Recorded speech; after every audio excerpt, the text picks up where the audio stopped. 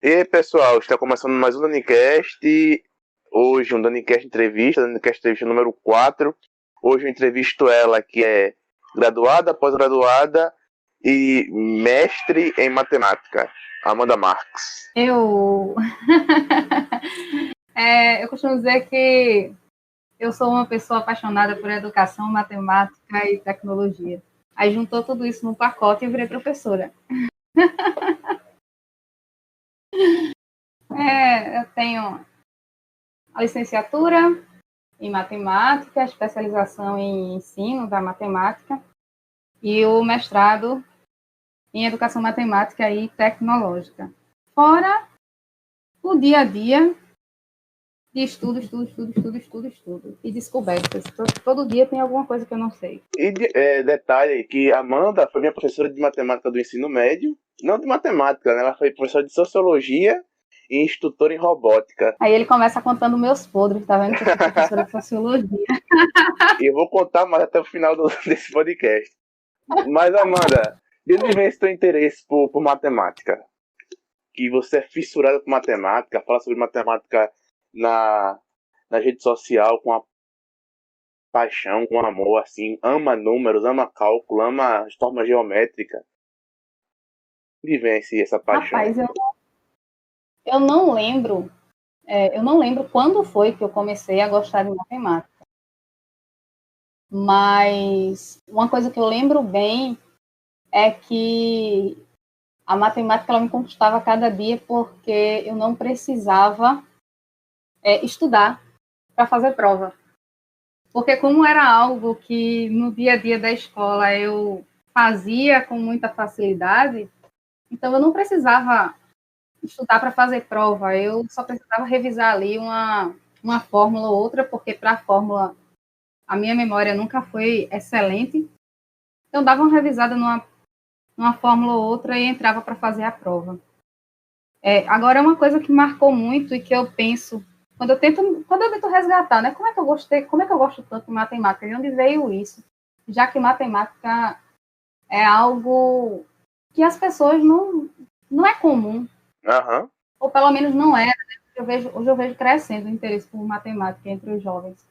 E aí eu lembro que as pessoas diziam muito que era difícil.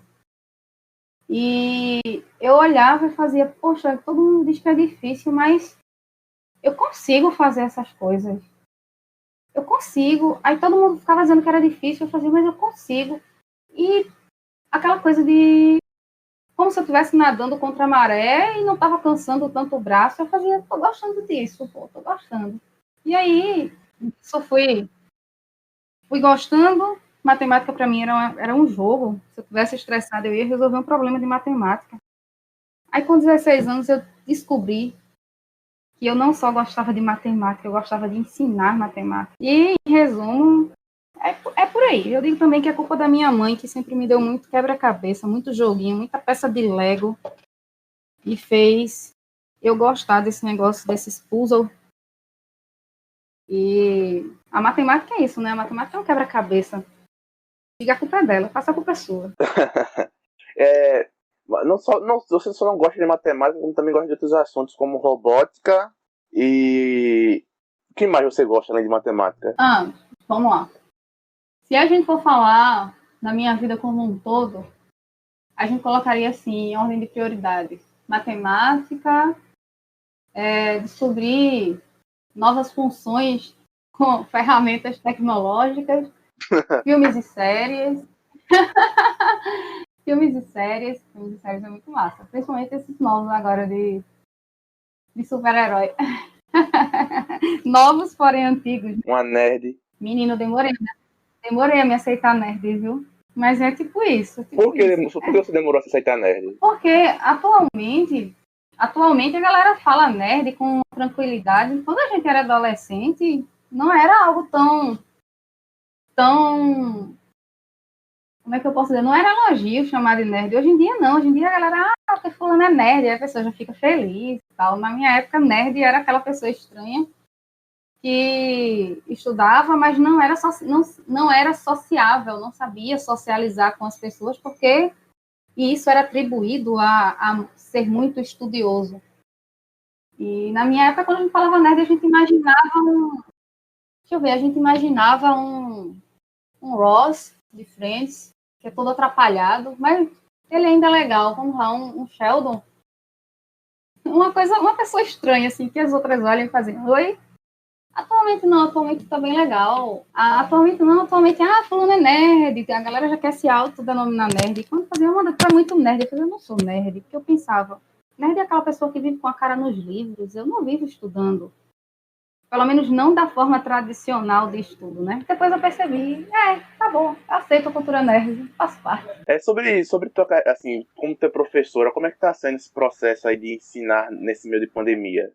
Como é que tá sendo se reinventar nessa área? Então, foi bem interessante essa pergunta, porque em 2019, né, um ano antes da pandemia, eu tinha iniciado um projeto onde eu dava aula remotamente já a algumas pessoas que não tinham tempo de terem aula particular nos horários convencionais. Por exemplo, tinha uma aluna que ela chegava da faculdade umas 10h30, e aí ela ia deslanchar, tomar banho, se organizar, e a gente começava a aula às 23 horas, né, 10h30 da noite. Então, às 23 horas, a gente começava a aula. Então, meu objetivo era, as pessoas queriam aula particular.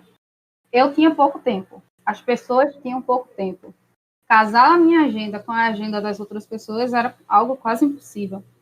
Então, vamos fazer isso remotamente? E remotamente a gente consegue se organizar melhor.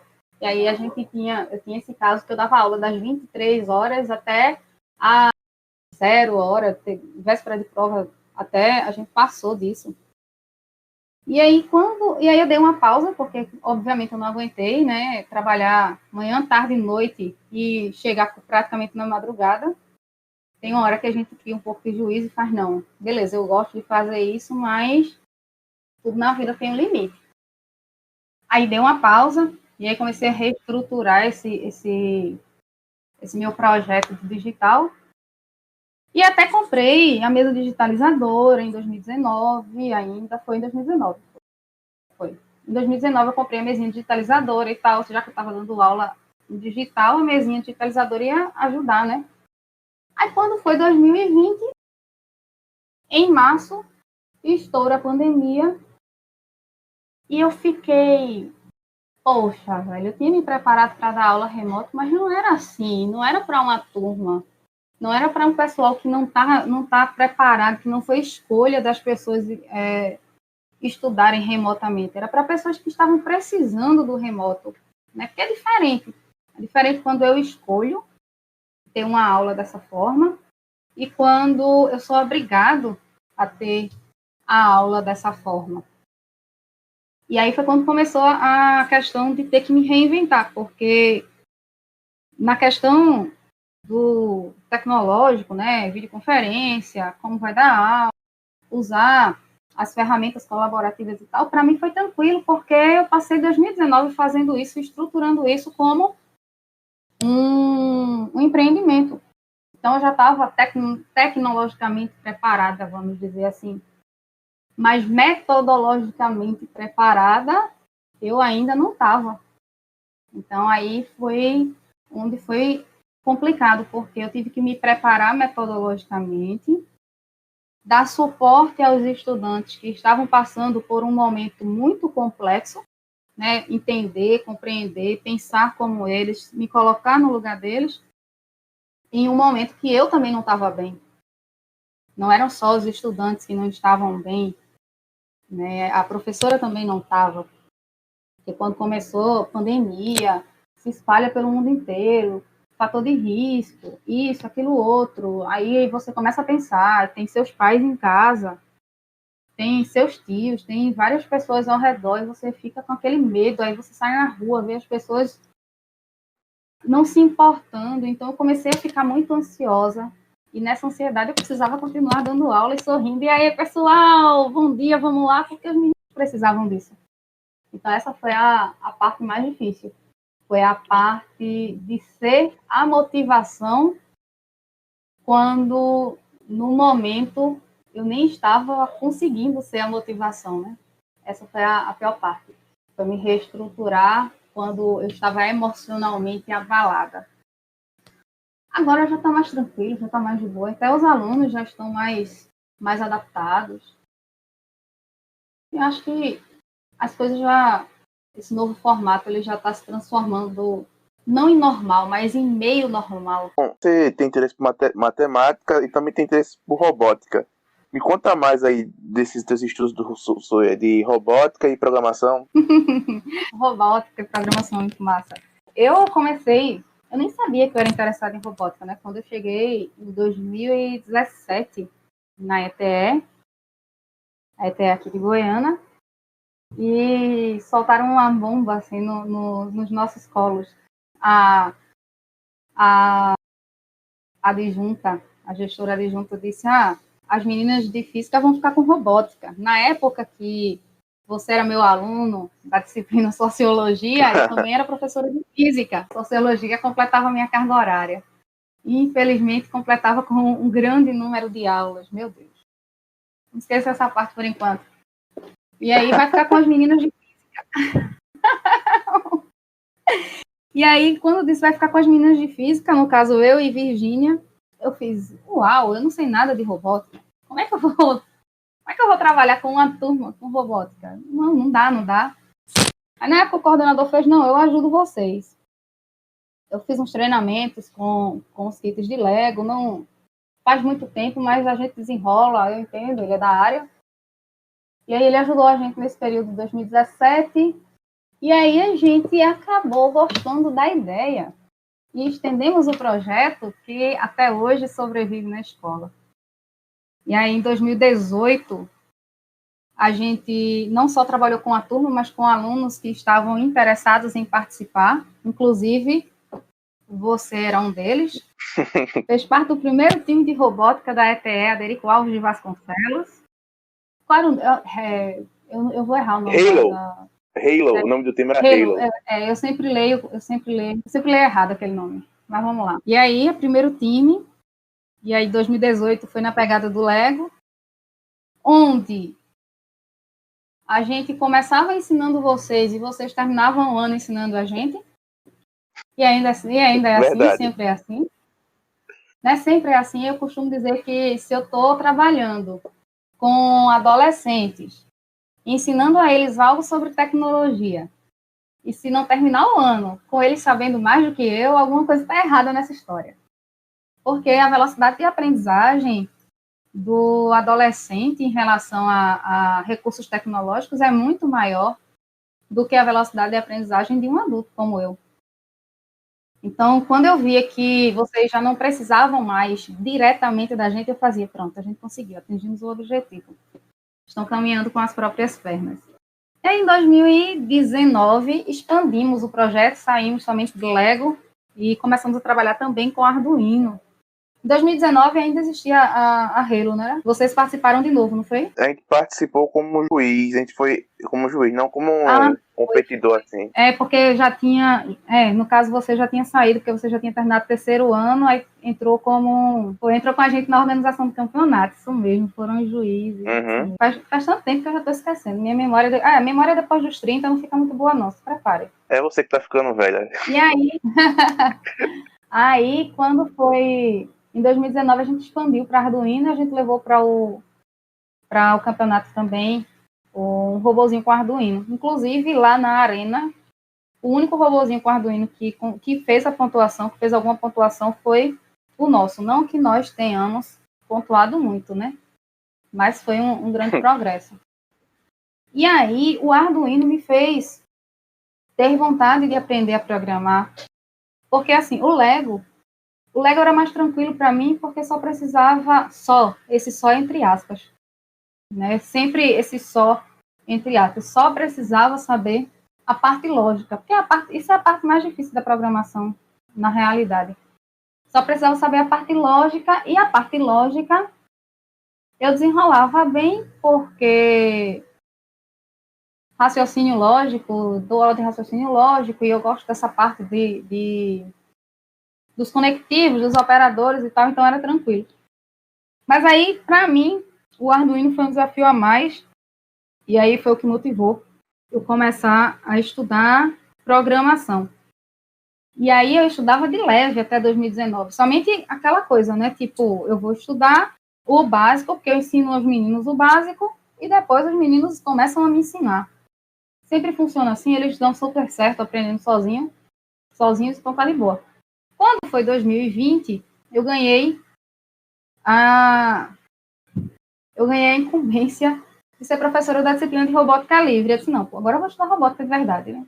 Aí comecei a estudar robótica de verdade, não só a questão da programação para os robozinhos do campeonato, mas alguns fundamentos da robótica. E aí 2020 foi aquele furacão, pandemia, ensino remoto, volta, não volta, tem vacina, não tem vacina, quando chega, quando tem, uma loucura. E aí eu não consegui estudar como eu queria. Agora, em 2021, eu comecei a estudar de verdade, bem organizadinho, e aí os meus estudos eles estão fluindo melhor. Robótica é muito matemática. Tudo é matemática na vida, tudo. Filosofia é matemática, sociologia é matemática. Sociologia é matemática. Não. Mas precisa da matemática para compreender os conceitos sociológicos, sim, precisa. Você é uma mulher cheia de projetos. Sim, você é cheia de projetos, assim. Quais são os seus projetos atuais e os projetos do futuro? Então, meus projetos atuais. Vamos lá. Agora, eu tenho 2 vínculos, né, empregatícios, eu estou na EPE e na FADIMAB, e em paralelo tem os meus projetos particulares, meus empreendimentos. Atualmente, o meu empreendimento central está sendo trabalhar com professores, recursos tecnológicos que vão facilitar a vida deles nesse mundo de grava videoaula, edita videoaula, posta videoaula, prepara a aula síncrona, prepara a aula assíncrona. O que é isso? Que ferramenta eu vou usar? Peraí, tem que comprar, tem que pagar. Não, tem ferramenta grátis. Mas qual? Dá para usar no celular? Meu computador não está bom. Ah, dá para usar no computador? O meu celular não presta. E aí fica aquela loucura e eles começam a perder muito tempo procurando essas ferramentas e tal. Eu fiz, não, agora eu vou parar. Né? Aí é aquela coisa de novo. Como eu estou desde 2019 nessa pegada de ir buscando esses recursos para o digital, muita coisa eu já conhecia. E aí, quando começou o ensino remoto, aí eu dei uma avançada em muita coisa que eu conhecia. Inclusive, eu fiz alguns cursos de edição de vídeo. Cursos simples, o básico, nada avançado, mas fiz. E aí eu fiz, não, agora eu vou fazer um compilado de tudo que eu fiz, tudo que eu sei. Trazer as ferramentas essenciais, as ferramentas gratuitas, como fazer um roteiro, como fazer um plano de aula que realmente funcione, porque às vezes a gente pensa que uma aula boa, uma aula bem dada, uma aula que os alunos vão terminar a aula e vão dizer, oxe, já acabou a aula. Às vezes a gente pensa que tem que ser uma aula muito enfeitada, com muita coisa, e não. Às vezes, na maioria das vezes, essas aulas são aulas simples. São aulas que a gente não precisa inventar a roda, como diz o poeta. O poeta é a gente na academia. A gente, quando estava no mestrado, fazendo as coisas da pesquisa, a gente dizia, calma, ninguém precisa inventar a roda. É uma piada interna. Às vezes a gente traz as piadas internas e fica sem sentido. Mas aí eu fiz, não, eu vou compilar tudo isso que eu sei, desde a parte do planejamento, até as ferramentas, tanto para aulas síncronas quanto para aulas assíncronas, alguns aplicativos que ajudam a gente a engajar mais os alunos, a ter uma aproximação maior, como otimizar essa rotina de trabalho, como transformar a vida numa vida mais leve, né? Eu vou transformar tudo isso num curso. E aí, o meu trabalho atual agora, desse meu empreendimento digital, é isso. É um curso que eu estou chamando de SOS para professores de matemática, que é o que eu aprendi, o básico de tudo que eu aprendi, e que um professor, sabendo disso, ele vai conseguir dar aula síncrona, assíncrona, gravar, editar, postar, em diferentes plataformas sem muito estresse. Onde e quando vai ser lançado esse curso, Amanda? Olha, o plano que eu espero seguir o plano é esse curso ser lançado esse mês. Vai ser lançado esse mês. Não fiz ainda o roteiro de divulgação, como vai ser, mas ele vai ser hospedado na Hotmart. Inclusive já está hospedado na Hotmart, só está faltando eu autorizar as vendas. Mas eu quero autorizar as vendas somente quando eu já tiver com pelo menos 2 módulos de aula gravado, pelo menos o básico, assim, que se o professor entrar lá e maratonar um final de semana, na segunda-feira ele já está mais tranquilo, dizendo, poxa, eu devia ter comprado esse curso antes. Mas ele não existe. A Amanda vai virar esses vendedores de curso online da Hotmart que manda arrastar pra cima nos comerciais. Só faltam... Olha, o arrasta pra cima ainda vai demorar, né? Mas impulsionando com o tráfego pago dá para mandar arrastar pra cima nos stories. É só para aproximar, tá de boa. Vou virar. Qualquer dia desse eu apareço na tua timeline. Esses são os projetos atuais. Tem alguma meta para o futuro? De onde você se vê daqui a 5 anos? Daqui a 5 anos, 5 anos é muito tempo. Mas daqui a 5 anos Daqui a um ano. Daqui a um ano eu me vejo com esse curso muito maior do que ele já está, porque assim, esse é o básico e eu já tenho os módulos futuros, né? Tanto é que ele é SOS para professor de matemática, mas esse básico serve para qualquer professor. Mais à frente, aí vai ser inserido alguns módulos específicos para professor de matemática que daqui a um ano eu espero ele estar bem completão, assim, daquele que o pessoal vai dizer assim, quando é que vai abrir turma? Eu quero comprar, estou precisando. E com tem um projeto, o Drau-Edu. O Drau-Edu é meu projeto de centro de estudos, né? É design de aprendizagem, desenhando projetos educacionais. Então, daqui a 5 anos, eu quero o Drau-Edu como empresa. Daqui a um ano, eu quero estar começando a empresa. Só não me pergunto de que tamanho essa empresa vai estar daqui a 5 anos, porque 5 anos é muito tempo. A gente pode esperar uma Amanda empresária daqui a desses 5 anos que vem. Quais são os filmes e séries que você está assistindo no momento? Já que você disse que assiste filme e série. Vamos lá, eu voltei a assistir os meus heróis favoritos, né? Os quadrinhos que estão aqui sempre aparecendo na minha tela quando eu gravo alguma coisa. Então, finalizei Flash, finalizei Arrow, estou agora assistindo As Lendas, mas já assisti a Crise das Terras Infinitas. Fui procurando de série em série cada parte e finalizei essa história das Terras Infinitas. Vi Liga da Justiça, a versão estendida. Eita, poxa, muito top aquele filme. Jesus amado. Só não assisto de novo, porque é quase 4 horas. Snyder Cut. Eu, sobre Liga da Justiça, eu não sou tão fã assim, não. Não da Liga da Justiça, mas do diretor que fez isso. Não, eu só detestei ver o meu Flash com cara de Homem-Aranha dos Vingadores. Pelos filmes e séries que você citou, eu ia perguntar aqui. Você prefere Marvel ou DC? Não, me perguntam isso sempre. Gente, eu acho que talvez eu diga assim. Eu prefiro os filmes da Marvel e as séries da DC. Eu acho que vai por aí. Eu não consigo dizer qual eu prefiro. Aí, às vezes, os meninos fazem assim, os alunos, né? A senhora prefere DC, porque os quadros que tem no seu quarto, que a gente vê na parede, é Flash e Arrow, né? Então, são da DC. Eu faço, mas é porque tá faltando emoldurar o Capitão América, o meu herói favorito é o Capitão América. Eu não consigo escolher. Não dá para escolher. Por que o Capitão América é teu herói preferido? É porque eu comecei o universo dos super-heróis pelo filme do Capitão América. Aí teve um apego emocional. E não foi pelo filme do Capitão América. Foi pela série de Peggy Carter. Foi a Agente Carter. Então, na verdade, Capitão América é o meu favorito porque ele é o namorado da Carter, entendeu? Eu sou fã dela. Mas ele é o namorado dela, dos Vingadores. Quem é o teu herói favorito? Steve Rogers? Por quê? Ele é o namorado de Carter, pô. Ele voltou no tempo pra ficar com ela. Eu amo esse... Não, Vingadores Ultimato e Vingadores Guerra Infinita é pra mim os melhores filmes e E depois de assistir esses 2 filmes, eu fiquei tentado a não... toda vez que me perguntarem Marvel ou DC, eu sem pensar 2 vezes, eu digo Marvel, só por causa desses 2 filmes. A Marvel, acho que ela conseguiu realizar um sonho de infância de qualquer nerd, leitor de quadrinho, que cresceu assistindo filmes, que cresceu lendo e assistindo filmes de super-herói.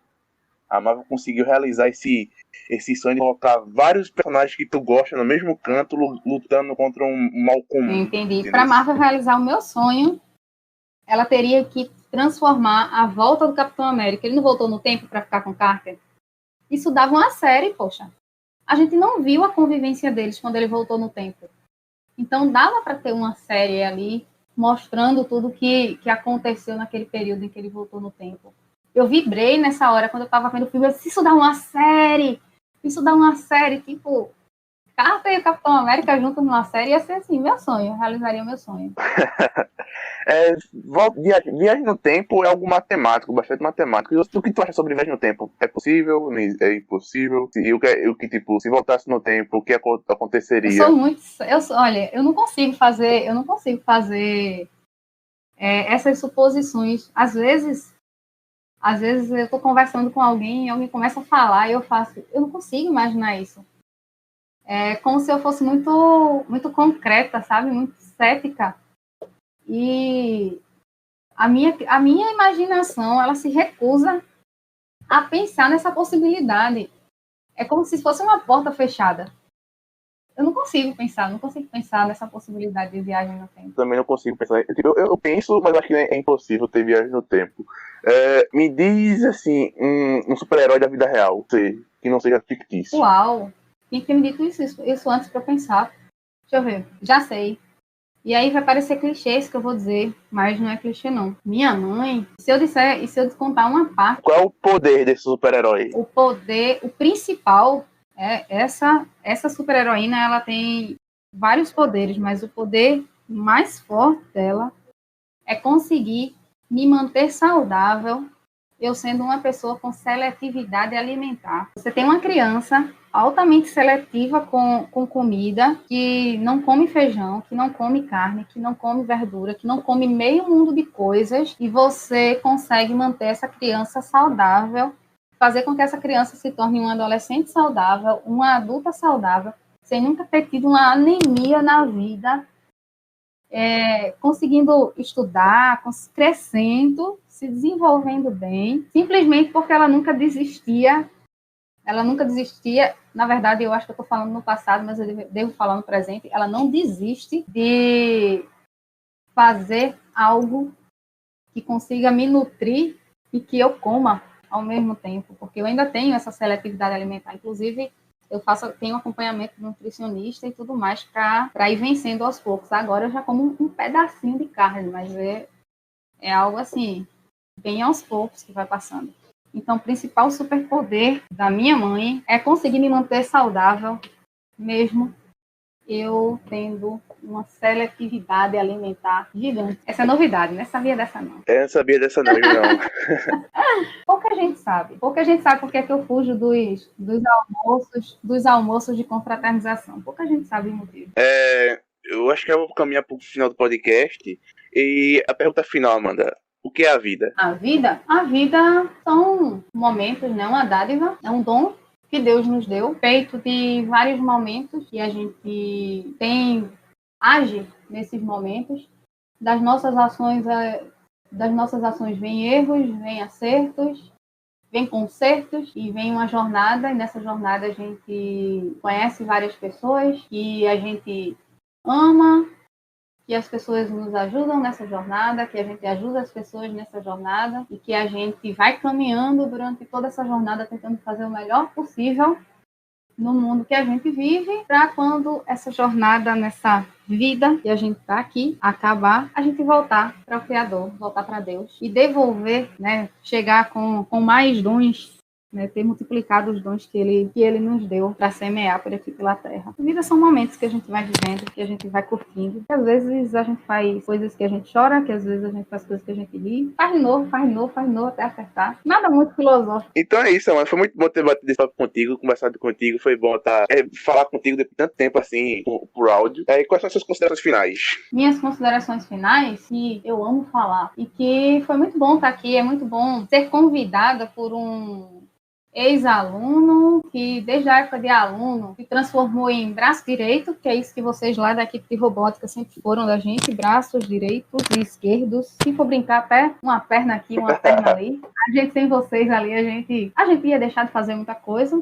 Então, muito bom receber um convite, assim, a gente fica feliz em manter contato, em ver e participar dos projetos dessa geração nova, a geração Z, que inclusive eu me identifico muito mais com a geração Z do que com a minha geração. E muito bom conversar, sem roteiro, você pega de surpresa qual o herói da vida real, você pega de surpresa sobre o que é a vida, e você pega de surpresa sobre as considerações finais. Isso é muito massa, muito bom para mim. Eu treino o meu poder de improviso. Obrigada, Daniel. Então, tenho a agradecer por estar aqui. Agora vai outra pergunta que vai pegar você de improviso. Poxa. Qual é o seu aluno preferido e por que sou eu?